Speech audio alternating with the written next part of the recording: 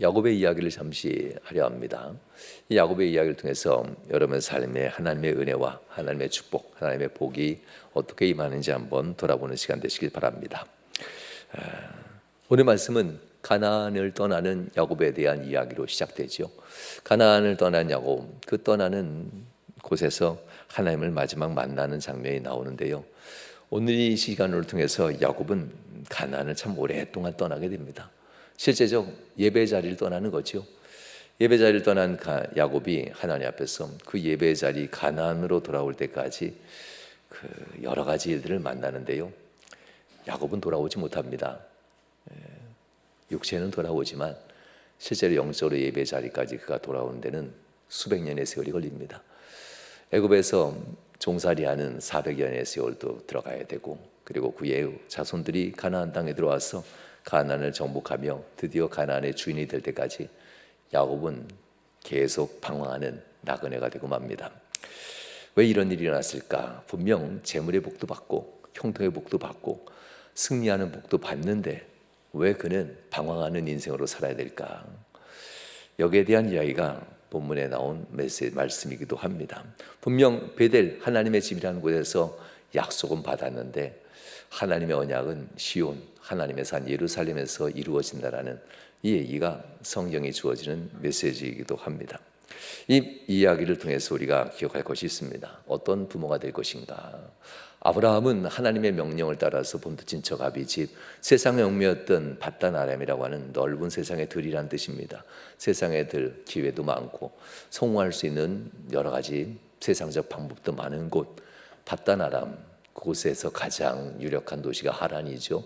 가장 성공한 사람이 사는 도시 하란을 떠나 하나님이 지시할 땅, 하나님이 보이시는 땅으로 가라라고 할 때 아브라함은 결단합니다.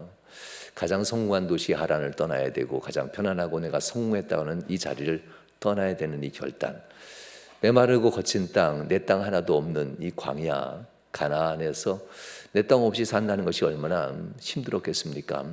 아브라함은 그럼에도 불구하고 신앙의 결단, 이것을 신앙의 모험이라고 합니다. 앞을 알 수 없지만 내가 모험한다라는 거지요. 하나님 붙들고 내가 발 한번 내밀어 본다라는 건데요. 아브라함은 이렇게 모험을 시작하고 신앙의 결단으로 이 여정을 시작하고 이때 이삭에 대한 태도도 분명합니다. 그가 100세에 낳은 아들 이삭에 대해서 항상 가르칩니다. 너는 하나님이 약속한 땅 가나안을 떠나면 안 된다. 절대 떠나면 안 된다. 어떤 일이 온다 할지라도 네가 아내를 맞이하는 인생일 때 가장 중요한 일이 할지라도 그 아내 때문에 가나안을 떠나면 안 된다.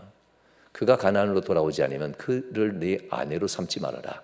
이렇게까지 이제 얘기하는 장면들이 이삭이 아내를 맞이할 때 아브라함이 했던 이삭에게 당부했던 말씀이기도 합니다. 과연 이삭은 정말 가나안 땅을 떠나진 않습니다. 그런데 이삭의 아버지는 이삭에게 그렇게 가르쳐서 가나안을 떠나지 않게 했는데요. 이삭은 어떻게 했을까? 이삭은 그의 아들 에서와 야곱에게 어떻게 가르쳤을까? 성경을 보면 너무나도 쉽죠.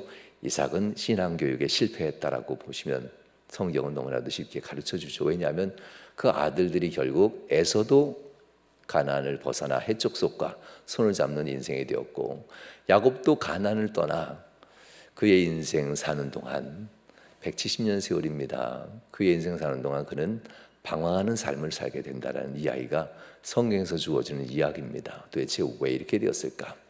이삭이라는 사람, 그의 아버지는 이삭에게 가나안을 떠나지 않고 살 수 있는 신앙을 물려줬는데 이삭은 왜 두 아들에게 가나안을 떠날 수밖에 없게 하였을까라는 이야기입니다.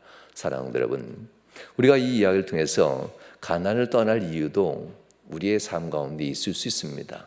위험하잖아요. 죽을 수 있고 위험하잖아요. 에서와 싸울 수 없고 에서가 자기를 죽일 만큼 위험한 상황입니다.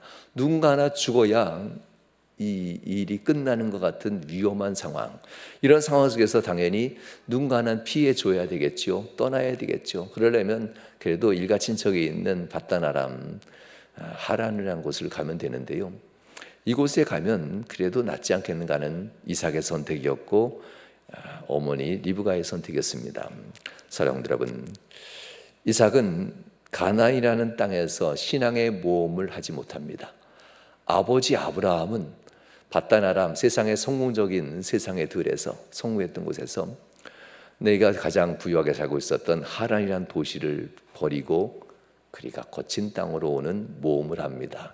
신앙은 원래 평안하게 성장하는 법이 없습니다. 신앙이 어떻게 평탄한 길에서 믿음이 성장합니까?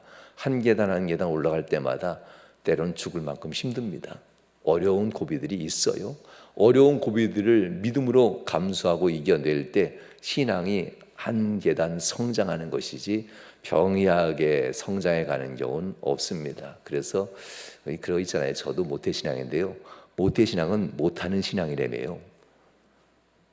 우여곡절이 별로 없어서 집에 예수 믿지 않는 집안에 태어나고 예수를 모르는 상태에서 자라다가 하나님 만나면 우여곡절이 있기 때문에 이 한 계단 한 계단 숨이 턱이 찰 만큼 어려운 순간마다 내가 예수님 믿는 믿음으로 살아야지. 믿음으로 사는 게 뭔지 아시죠? 예배를 지킨다는 거예요. 이 숨에 턱이 찰 만큼 어려운 것은요, 내가 신앙생활 곧 예배를 지키는 생활과 세상과 일을 겸할 때 무엇을 선택할 것인가? 가나안을 떠나면 안 된다는 이유입니다. 바쁠 수 있습니다. 어려울 수 있습니다. 고통 가운데 괴로울 수 있습니다. 그러나 가나안을 벗어나면 안 된다는 이야기를 오늘 하려 하는 얘기입니다. 베델의 약속은 가나안에서 이루어지는 것이지 벗어난 자에게는 그저 일장춘몽이라고 하나요? 그냥 여러분 인생에 꿈꾸듯 지나가는 것일 뿐입니다. 가나안에 있는 자에게만 시온의 축복이 임한다는 것을 기억하십시오. 오늘 읽었던 교동문 이 79번도 역시 시온의 축복을 얘기합니다. 하나님께서 시온에서 어떻게 복을 줄 것인가, 예루살렘에서 어떻게 복을 줄 것인가, 가나안 땅에서 내가 언약한 것을 어떻게 복을 줄 것인가. 공격하는 모든 것들이 풀을 먹는 것으로 바뀌고 공격하던 것들과 모든 숨었던 것들이 하나가 되어서 행복한 삶을 사는 그런 인생을 얘기하는 것이 바로 시온, 예루살렘에서의 축복입니다. 베델이라고 하는 이 약속은 가나안을 떠나지 않는 성도들이 누릴 수 있는 약속입니다. 할렐루야. 그러니 자꾸 가나안을 떠나고 싶을 때마다 우리가 하는 거 있잖아요. 작정하여 기도하고, 여러분들도 더 안 되면 금식하여 기도하는 거 있잖아요. 스스로를 더욱더 내리쳐 하나님 앞에 주님만 바라볼 수 있도록 해야만 합니다. 야곱은 어쩔 수 없다라는 이유만으로 어머니 리브가가 얘기하죠. 예, 내가 어떻게 하루아침에 이 하루에 너희 둘을 이루랴 하면서 에서와 야곱을 띄워놓고 에서는 여기, 야곱은 자기의 고향 하란으로 보냅니다. 본문에서는 하란이라는 표현을 쓰지만 실제로 리브가와 이삭이 썼던 단어는 밧단 아람이라는 단어를 쓰게 됩니다. 야곱을 설득하는 거지요. 하란이라는 의미보다는 밧단 아람, 여기 이 척박한 땅이 아니라 세상 저 넓은 들에 가면 야곱 너는 성공할 수 있어. 여기 뭐 요 자리가 아니라 저 세상 넓은 들이라는 표현입니다. 밧단 아람, 이삭도 하란이라 쓰지 않고 밧단 아람이라 쓰고 리브가도 그렇게 썼습니다. 그러면서 야곱을 압니다. 그가 성공하고 싶어하고 그가 승리하고 싶어하고 많은 부를 누리고 싶어한다고 하는 것. 그러니 세상에 들러 나가면 세상 도시 한가운데 가면 너는 성공할 수 있어 라는 이렇게 야곱을 설득했고, 야곱은 그날 밤 형과 싸우는 것을 정리하고 그가 일어나 에서를 공격하지 않고 그는 밧단 아람을 향해 떠난 장면이 본문의 말씀입니다. 성도 여러분, 어머니들이 신앙은 본인의 신앙에 있어서 하나님 앞에 결단하고 울면서 헌신하는데 아들에 있어서는 이렇게 못하는 것 같아요. 리브가처럼 본인의 신앙에 있어서는 담대하고 결단하고 자기의 고향을 떠날 때도 과감하게 떠납니다. 본인의 신앙에 있어서는 결단하고 내가 하나님이 있는 가나안 땅 가서 내 하나님이 정한 이삭과 결혼하겠습니다 하면서 결단을 정말 분명하게 하는 리브가 맞습니다. 그런데 그 신앙이 오랜 세월 지나면서 리브가가 흔들리기 시작합니다. 흔들리기 시작했고 지금은 이 정도 믿음이라면, 그 정도 믿음이라면 결단할 겁니다. 에서와 야곱을 하나님께 놓고 하나님이 약속하시고 선택하셨으니 하나님이 해결해 주시옵소서. 이게 정답이죠. 왜 교회를 떠나게 만든다면 안 되잖아요. 가나안을 떠나게 만든다면 안 되잖아요. 그것도 축복이라고 하는 언약을 받은 집안에서, 하나님 앞에 사명받은 집안에서 자녀들을 가나안을 떠나게 만들고 다른 곳에서 신앙생활을 한다면 이 있을 수 없는 일이잖아요. 어찌 이런 일이 납니까? 이런 모습을 볼 때 리브가는 많이 흔들리고 있습니다. 결국 야곱도, 믿음 없는 야곱도 밧단 아람을 선택합니다. 곧 세상의 넓은 데에 가면 여기보다는 에서가 다 차지하고 있으니 여기가 아닌, 하나님의 축복은 여기 가나안이 아닌 밧단 아람에서 내게 줄 것이야, 뭐 이렇게 생각하면서 길을 나선 겁니다. 성도 여러분, 밧단 아람의 곳에 가서 도망하고 숨고 성공을 생각하며 가는 길입니다. 이 길에서 야곱은 열심히 도망가죠. 하나님께서는 야곱을 죽이려고 하는 에서를 잠시 잠깐 막으시고 야곱을 쫓아간 사람이 있어요. 에서가 아니라 하나님입니다. 에서가 이날 밤 쫓아가야 정상인데 하나님이 막으시고 하나님이 야곱을 열심히 쫓아가셔서 야곱을 만나는 장면이 오늘 본문 말씀입니다. 창세기 28장 11절에 이렇게 얘기합니다. 한 곳에 이르러 라고 표현하죠. 이 한 곳, 지명한 어떤 곳입니다. 하나님은 이렇게 어떤 곳이라는 것을 준비하고 우리를 기다린다는 것도 기억하셔야만 합니다. 아, 하나님이 하셨군요 라고 하면서 이 한 곳을 만났음에도 불구하고 어떤 성도들은 이 한 곳을 만나면 야, 다음부터 교회 열심히 가야지, 정말 열심히 다니는 성도들도 많아요. 그런데 한 곳, 내가 이 일을 만난 것이 하나님의 은혜인가 봐 하면서 다음부터 교회 열심히 다녀야지 해놓고도 여전히 세상에서 사는 이들도 종종 눈에 띄곤 합니다. 성도 여러분, 여러분의 한 곳은 어떤 의미입니까? 야곱은 이 한 곳을 만났음에도 불구하고 야곱은 베델을 벗어나 가나안을 벗어나 밧단 아람으로 계속 도망갑니다. 점점점 멀어집니다. 하나님께서 이렇게 한 곳에 이르러 야곱을 적적으로 쫓아와서 만나십니다. 그곳에서 해가 지고 거기서 유숙하고 하룻밤을 자려 합니다. 그곳에 한 돌을 가져다가 베개를 삼고 거기 누워 잔다 라고 표현하는데요, 야곱은 여기서 기도했다라는 표현이 없어요. 그냥 피곤하니까 잠다, 유숙한다라는 표현을 쓰면서 그가 여기서 숙박할 자리로 삼고 자려 한다, 이런 얘기로 성경에 나옵니다. 이걸 놓고 종종 저도 설교를 한 적이 있죠. 기도의 사닥다리 하면서 하나님 앞에 기도할 때 우리 기도가 오르락내리락 한다고 표현하지만 그렇게 주석을 해석하기도 하지만 그러나 그렇지 않게도 해석해요. 야곱은 불신앙의 모습이 여전히 있다라고도 해석합니다. 자기의 신의 편안함을 위해서 원망하고 한탄하며 눈물로써 하나님 앞에 한탄과 탄원은 했겠지만 믿음의 기도는 하지 않는 야곱의 모습을 우리 또한 기억해야만 합니다. 여전히 내 형이 분노하는 것이 옳지 않아 하면서 내 어머니가 내게 얘기한 대로 나는 잠시 잠깐 떠나 있으면 하나님이 다 정리해 주실 거야, 뭐 이렇게 자기는 의롭고 형은 불의하다라는 생각으로 야곱은 가득 차 있는 사람입니다. 이런 경우 참 돌아서는 게 어렵지요. 야곱은 이렇게 하나님 앞에서 원망과 불평, 형에 대한 원망, 형은 불의하고 나는 의로운데 하면서 하나님 앞에서 내가 성공에 돌아올 거야 하고 하는 이러한 생각만 하고 있었다가 야곱입니다. 그런데 그날 밤 하나님은 적극적으로 야곱을 쫓아오십니다. 그리고 야곱을 축복하는 장면은 아닙니다. 오늘 본문은 야곱에 대한 축복보다는 야곱에 대해서 하나님의 의중을 얘기하는 겁니다.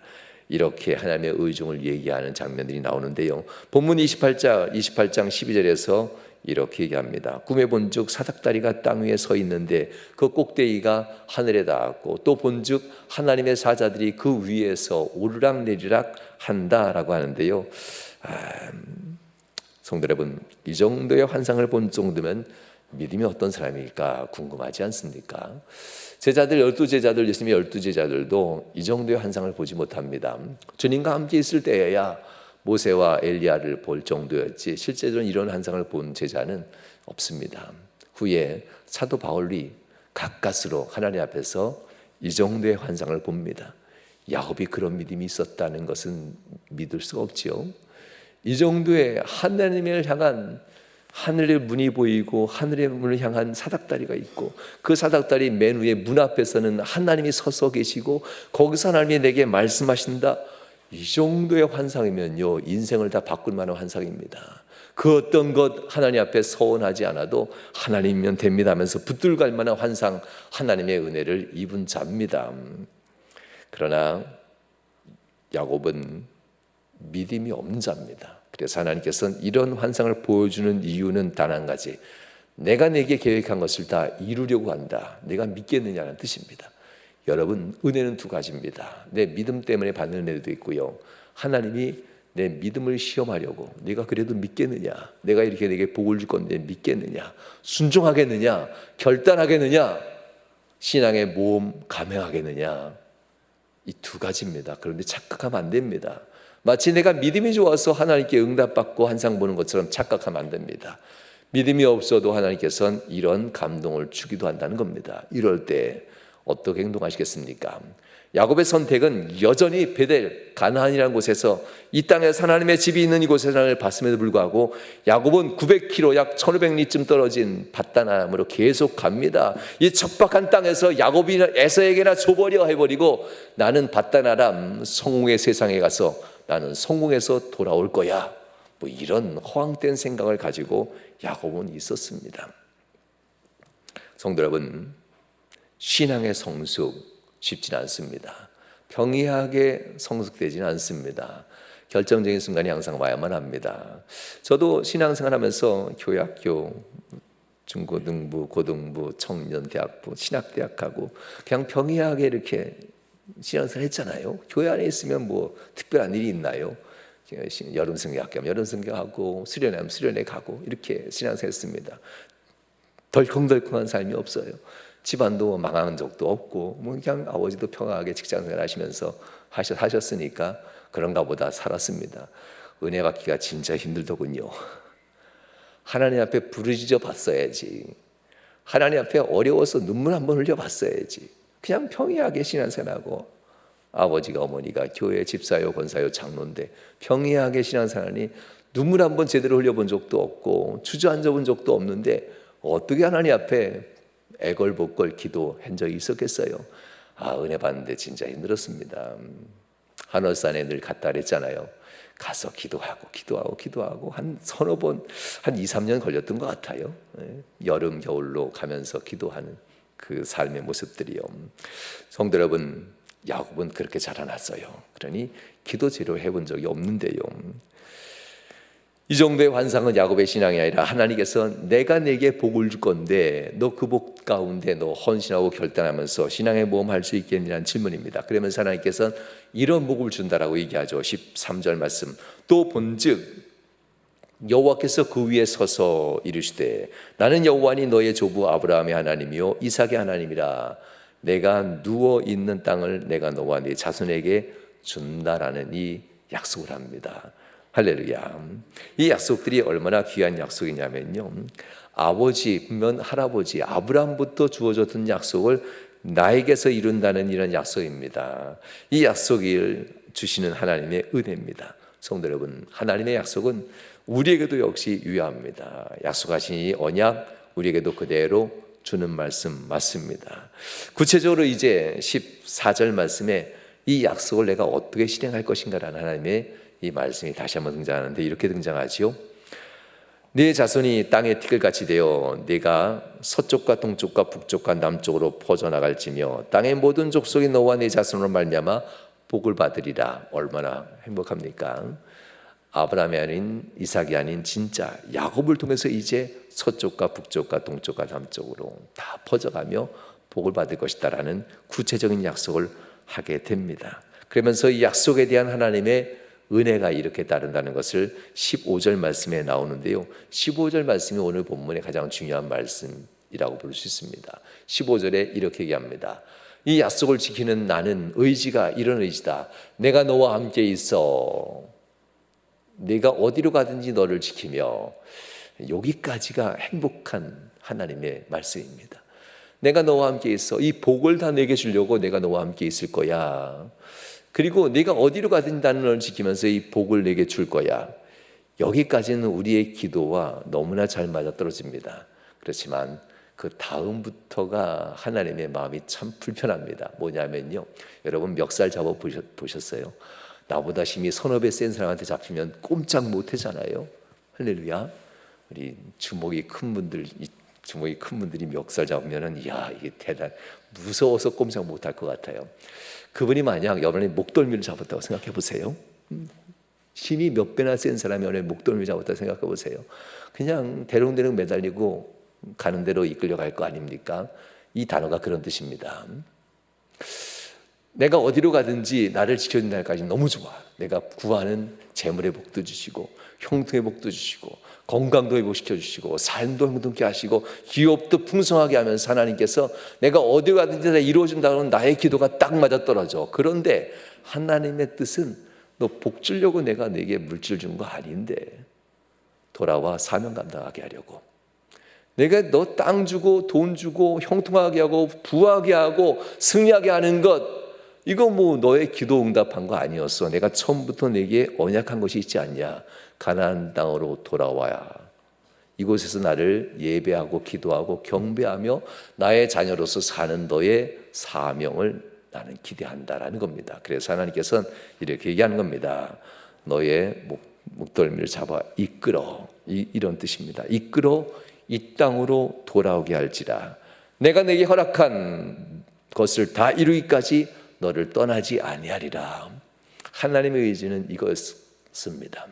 그렇다면 애초부터 가나안을 안 떠나면 더 쉽지 않을까요?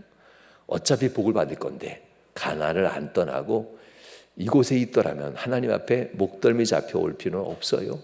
하나님이 돌보시고 지키시고 형통케 하는 은혜가 여기 있을 테니까요.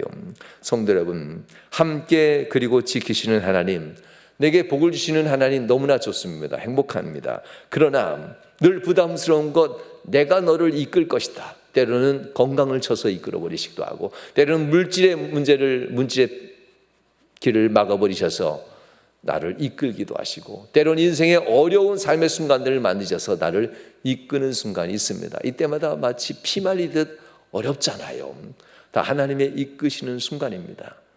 이때마다 여러분들 기도하십시오. 금식하십시오. 결단하십시오. 그리고 하나님 앞에서 내가 가는 길이 아닌 하나님이 이끄시는 길을 보게 해달라고, 내가 가려고 버티는 이 길이 아니라 하나님이 땡기는 그 방향을 향해 다시 서서 하나님 앞에 가나안으로 돌아오게 해달라고 기도하셔야만 합니다. 하나님이 돌아오게 할 자리는 여기 가나안입니다. 바다나란 세상의 들이 아무리 성공한 사람의 자리이다 할지라도, 아무리 부유한 사람, 형통한 사람의 자리 할지라도 그것은 세상 사람이 사는 곳이고 너는 가나안에 와서 살아야 돼. 할렐루야. 예수 믿는 분들, 많은 분들 혼자 신앙생활하다 둘이 결혼해서 부부가 신앙생활 하는데요, 부부가 처음부터 믿음생활 잘하는 분들도 있는데요, 결혼하면 믿음생활이 더 게을러지는 분들이 종종 있어요. 안 돼요. 세상에서는 혼자 어려우면 둘이 함께 힘을 합치면 어려운 일을 해야 되는데, 한 사람보다 두세 사람이 일하면 더 큰 일을 해야 되는데, 왜 혼자 신앙생활 하다가 결혼하고 나면 왜 믿음이 나빠져요? 하던 11조도 안 하고, 하던 주일 성수도 제대로 안 하고, 하던 저녁 예배, 공예배도 제대로 안 내오고, 왜 망하려고 해요? 혼자 있을 땐 잘했는데 왜 결혼하면 못합니까? 야곱은 그랬어요. 하나님 앞에서 분명 하나님이 함께한다 하는데 어렵다, 힘들다, 그가 이해해주지 않는다, 애서가 무섭다, 여기 상황이 그래 하면서 끊임없이 세상 사람 사는 방법대로 바다나람을 향해 가고 있습니다. 안 돼요.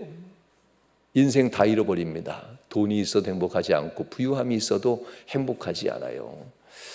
야곱이 어떤 인생 사는지 여러분 기억하시죠? 그게 135세쯤 되었을 때 그가 애굽에, 그의 아들 요셉이 총리가 되었을 때 애굽으로 들어가죠. 그러면서 그가 135년의 세월을 이렇게 고백합니다. 내가 험악한 인생 살았습니다. 인생의 믿음 지키려고 험악한 삶을 산 것이 아니에요. 그가 하나님 가나안을 떠났더니 돌아오기까지 너무나 힘들었습니다. 그런 얘기입니다. 라반으로부터 사기 당한 거지요. 그의 모든 재물을 잃어버리기도 하는데 그건 아무것도 아니었어요. 진짜는 그의 딸 디나가 강간당하고 그의 아들들이, 그의 형제들이, 5명의 형제들이,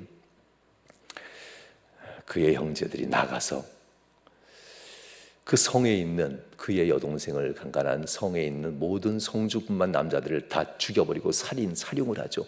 그래서 가나안 땅에서 야곱, 그의 가족 이름만 들어도 가나안 이방 민족들이 다 원수로 알고 보복하려고 하는 그런 인생을 살게 돼요. 그러니 어디 갔는지 눈치 보는 사람이 되죠. 하나님의 축복의 땅 믿음 생활하는데 왜 이렇게 눈치 보면서 살게 되는지, 하나님의 축복의 땅 가나안 땅에 돌아왔긴 했지만 여전히 가나안 땅에서는 나에게 보복하는 세상의 이방 민족을 나를 보복하려고 하니, 복수하려고 하니 얼마나 두려웠겠어요. 그런 와중에 형제들은 요셉을 미워하여 요셉을 죽이려고 했고, 요셉을 팔아버렸고, 요셉을 잃어버린 슬픔으로 베냐민을 품으면서 슬퍼하면서 남은 일평생 135년의 삶을 살아가면서 슬피 울며 있었으니 얼마나 괴로운 인생입니까? 이것 때문입니다. 내가 가나안을 떠날 때 오늘 본문 이 말씀, 하나님은 기회를 주셨는데 나는 신앙의 결단, 신앙의 모험을 하지 않고 내가 생각한 대로 바단 아람에 가면 하나님의 축복을 받고 내가 금유한양하듯이 내가 복을 가지고 돌아올 거야. 얼마나 허황된 생각입니까? 예배를 떠나면서 받은 복이 무슨 하나님이 준 축복입니까? 그럴 수 없습니다. 다 잃어버립니다. 예배와 기도의 자리, 가나안을 떠나서 받았던 부귀영화가 무슨 하나님의 복입니까? 다 잃어버립니다. 야곱은 결국 135년이 아닙니다. 170년의 세월, 그는 나그네 거류민이 되어서 집에서 죽지 않고 객이 되어 이방 땅에서 죽습니다. 얼마나 가나안에 오고 싶었는데 하나님은 그를 가나안 땅에서 죽고 매장시키지 아니하고 그를 애굽에서 장사, 죽고 임종하게 만들어 버리지요. 하나님은 참 무서운 분이기도 합니다. 결단할 기회를 줄 때, 모험할 기회를 줄 때 하나님 신앙에 모험하지 않고 남편 때문에, 아내 때문에, 남편 눈치 보면서 아내 눈치 보면서 자녀들 비유 맞춰가면서 이게 어떻게 신앙생활이 되겠어요? 그럼 바단 아람으로 가는 거지요. 성도 여러분, 어떻게 주일 한 번 예배드리고 믿음 생활한다라고 거짓말 하십니까?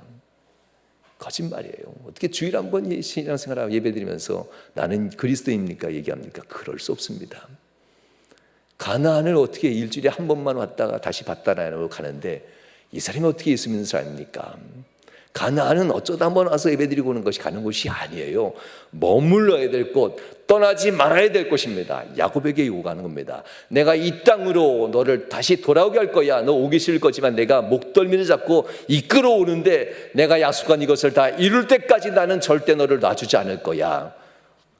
가나안입니다. 가나안으로 돌아와야만 나는 네게 복을 줄 거다라는 이야기입니다. 세상의 복을 끌어안고 있는 이상 야곱은 135년의 험악한 삶을 살고 170년의 인생을 살면서 그는 결국 객사한다고 하지요. 하나님의 품이 아닌 하나님의 품을 떠나 애굽에서 인생을 마무리하고 얼마나 그리웠을까. 하나님의 언약이 있었던 아버지가 살고 할아버지가 살던 이 브엘세바라는 곳을 돌아오고 싶었지만 그는 가나안에 있을 조차도 브엘세바에 살지 못하고 떠돌이로 가나안에 살다가 애굽에 가버린 그였습니다. 얼마나 브엘세바로 돌아오고 싶었겠어요.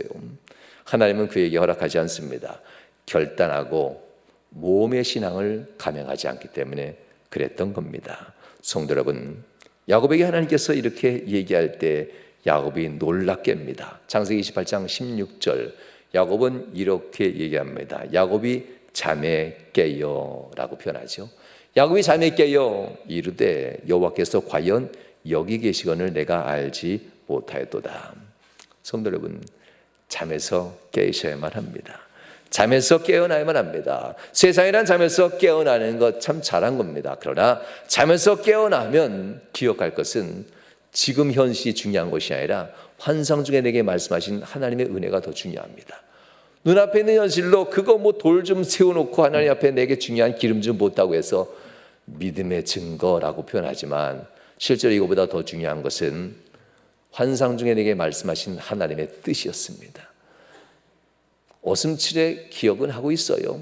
내가 하나님 돌아올 겁니다 라는 표현을 쓰게 되죠. 야곱은 하나님 앞에서 바로 이렇게 얘기합니다. 두렵도다 두렵도다. 내가 하나님의 집 다름 아닌 하늘의 문 앞에서 내가 지금 서 있구나 하면서 이 시간 하나님을 압니다. 그러나 야곱은 태도가 다릅니다. 분명 하나님의 진 것을 얘기하면서 여전히 떠날 준비를 합니다. 분명 하나님을 만났음에도 하나님은 분명 의중이 이 땅으로 너를 다시 돌아오게 할 거야 라고 하셨더라면 안 가야지요. 하나님, 그러면 내가 왜 갑니까? 이곳에서 어차피 복을 줄 거라면 이곳에서 하나님 내가 에서와 함께 하나님의 복을 누리는 백성 되기 원합니다. 이렇게 했어야지요. 그러나 야곱은 떠날 준비를 합니다. 그러면서 이렇게 하나님 앞에 서원하지요. 하나님이 나와 함께 계셔서 내가 가는 길에서 나를 지키시고 먹을 떡과 입을 옷을 주시어 내가 평안히 아버지 집으로 돌아오게 하시오면 이라고 표현합니다. 하나님은 떠나가라 얘기한 적 없어요. 그의 생각이었고 그의 어머니의 생각이었고 그의 아버지의 생각이었습니다. 그러면서 믿음 생활한다라고 착각하고 있습니다. 성도 여러분, 그럴 수 있지라는 말이 제일 위험한 것 같아요.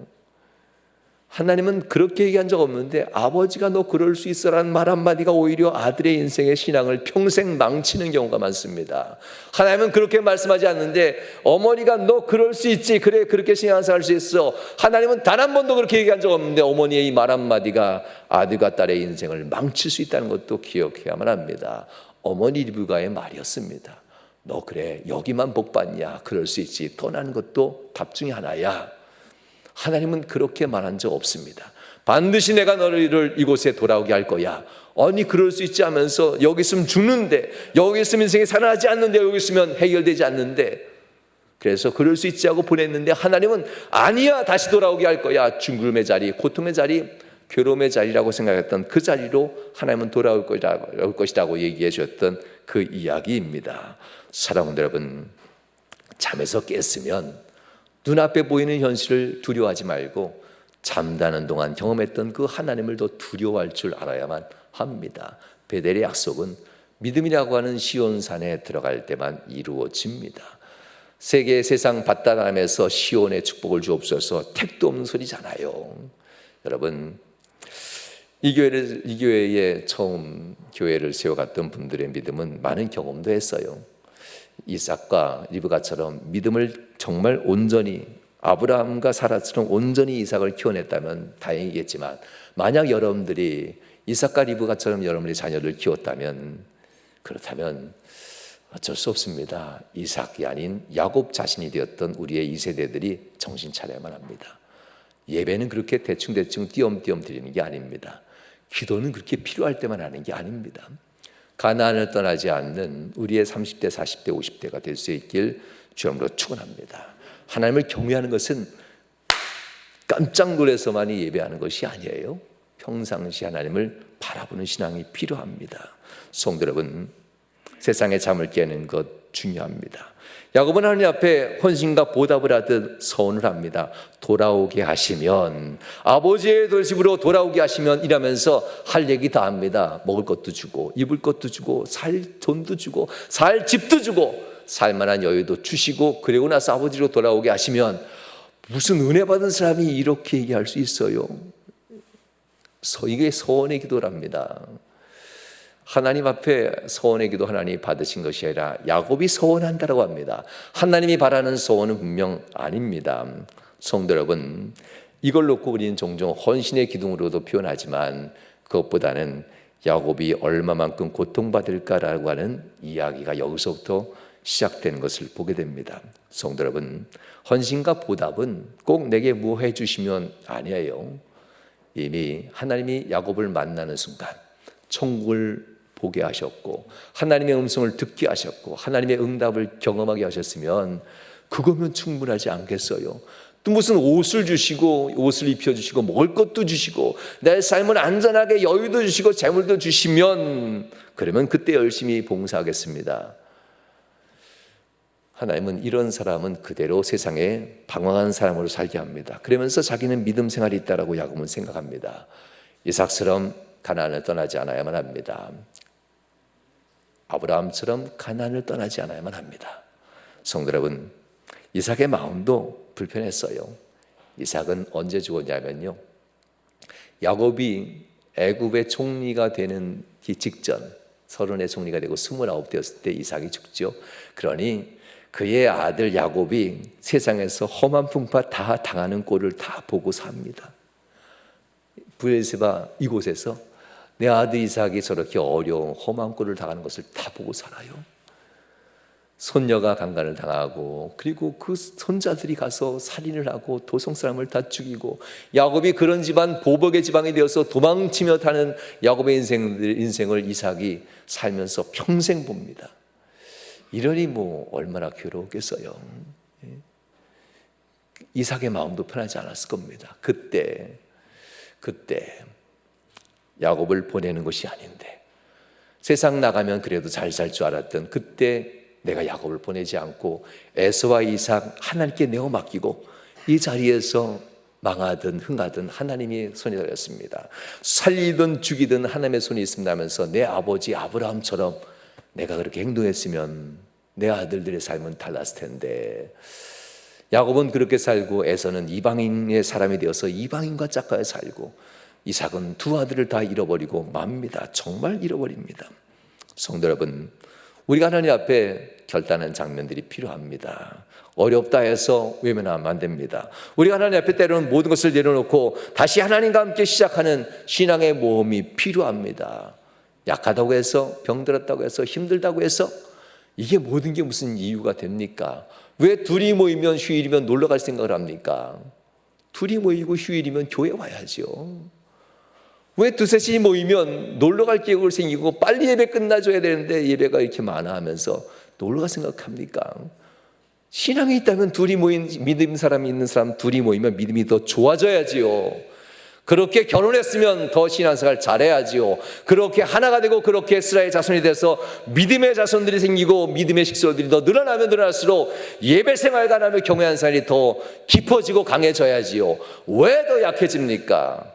왜 애들 데리고 놀러 갈 생각 먼저 하고 예배가 현중히 여기는 생각을 뒤로 합니까? 성도 여러분, 신앙의 모험도 필요합니다. 모든 것을 내려놓고 다시 하나님과 함께 시작하는 신앙의 모험.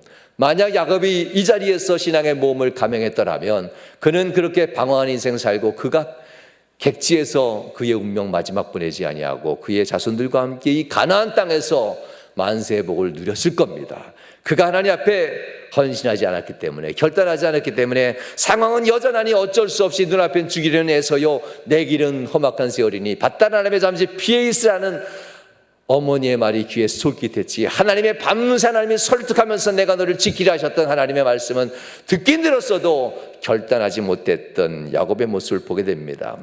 오직 하나님만 붙들어야 되는데 상황을 보면 안 됩니다. 야곱 이 한 사람 때문에 결국 이스라엘 사람들은 600년 동안 방황하게 됩니다. 야곱의 나이와 더불어서 그가 애굽에서 보냈던 430년의 이스라엘 사람의 세월을 합치면 거의 600년이지요. 이 세월 야곱 한 사람의 이 잘못된 결단 때문에 방황하는 인생이 되고 말았다는 겁니다. 이제 명함에 있는 성들에게 부탁드립니다. 선택은 모험적 선택이 필요합니다. 평안하게 어떻게 되다 오면 교회가, 여러분 교회 땅 주차장 부지 제가 만들어도 5년입니다. 여러분들 생각만 해도 한 20년 동안 생각하셨을 겁니다. 누구 하나 결단해서 헌금한 분들이 없다는 것이 참 우리의 현실이죠. 하나님 앞에 예배생활, 기도생활, 하나님 헌신합니다 입으로는 얘기하지만 누구 하나 20년 넘은 세월 38년 동안 우리에게 필요한 것을 위해서 먼저 헌신한 사람이 없다는 것이 참 안타까운 현실이기도 합니다. 여러분, 모험을 해야만 합니다. 어떻게 되면 내가 된다라는 이런 것이 아니라 하나님 앞에 선택하는 이 모험의 선택을 해야만 합니다. 신앙의 모험을 하지 않는데 어떻게 하나님 앞에 가나안을 지킬 수 있겠습니까? 바다나람은 모험하지 않는 일이 곧 피하는 세상의 거처입니다. 여러분들 피하지 마시고 여러분에 주어진 가정의 신앙을 지킬 때 신앙에 모험하십시오. 내 아버지가 모험을 하는 믿음을 갖네. 과연 하나님이 응답해 주셨어. 이런 거 한 도손에게 찍은 아버지들이 가지고 있어야지요. 이런 모습을 가져야 자녀들이 바다나람이 아닌 가나안에서 자녀들도 신앙의 모험을 하면서 내 아버지가 하나님 앞에 헌신하면서 신앙의 모험하고 결단하고 하나님과 교회에 필요한 것을 헌신하는 모습을 보면서 가나안을 떠나지 않는 모습을 보면서 아들들도 그 길을 가지 않겠습니까? 여러분들, 우리에게 있어서 보여진 것, 삶으로 가르친 것만 자녀들은 배운다고 합니다. 자녀들의 지금의 모습은 어쩌면 우리가 삶의 모습을 그렇게 보였기 때문이라고 생각할 수 있습니다. 오늘 우리 다시 한번 결단합시다. 하나님 앞에 억울하다, 속상하다, 위로받고 싶어서 이 밤에 눈물을 흘렸던 야곱입니다. 그러나 하나님께서는 너 왜 그렇게 기도해? 너는 사명을 위해서 기도해야지. 이 땅에 돌아올 사명이 있고 이 땅 가나안에서는 예배와 기도자로 하나님 앞에 영광 돌릴 사명이 내게 있는데 이것을 위해서 너는 부르짖어 기도해야지.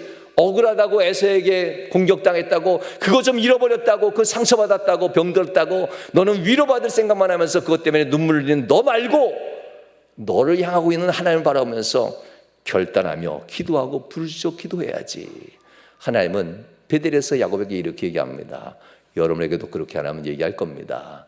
마음에 하나님의 은혜가, 하나님의 말씀이 들리지 않으면 금식에 가면서 하나님 앞에 기도하시고, 앞으로 50일 동안 우리가 하나님 앞에 낮이면 저녁이면 밤이면 여러분들이 기도 시간 정해놓고 기도하실 때에 하나님 앞에 응답받는 성도들 되시길 주님으로 축원합니다. 이 시간 1분간 합심하여 기도하십시다. 기도할 때 하나님, 나의 눈물이 원망과 한탄과 괴로움과 신음의 눈물이 아닌 하나님 앞에 사명과 직분을 감당하고 하나님의 뜻을 이루는 눈물의 기도 되게 해달라고 이 시간 합심하여 주님 앞에 기도합니다. 주여 주여 주여. 하나님 역사하신 바랍니다. 하나님, 야곱이 하나님을 향하여서 눈물을 흘리긴 흘렸지만 하나님 억울해서 웁니다. 야곱이 하나님을 향해서 울기는 울었지만 하나님 속상해서 웁니다. 하나님, 야곱이 하나님 앞에 눈물을 흘리긴 흘렸지만 하나님 상처 입었다고 위로받고 싶어서 옵니다. 주여, 이러면 안 됩니다. 이러면 안 됩니다. 하나님 앞에 응답받고 싶은 것은 하나님의 뜻, 하나님의 내게 향하신 하나님의 약속, 하나님의 내게 이루신 하나님의 영원한 놀라운 역사를 바라보면서 기도하는 우리의 인생 되게 하셔서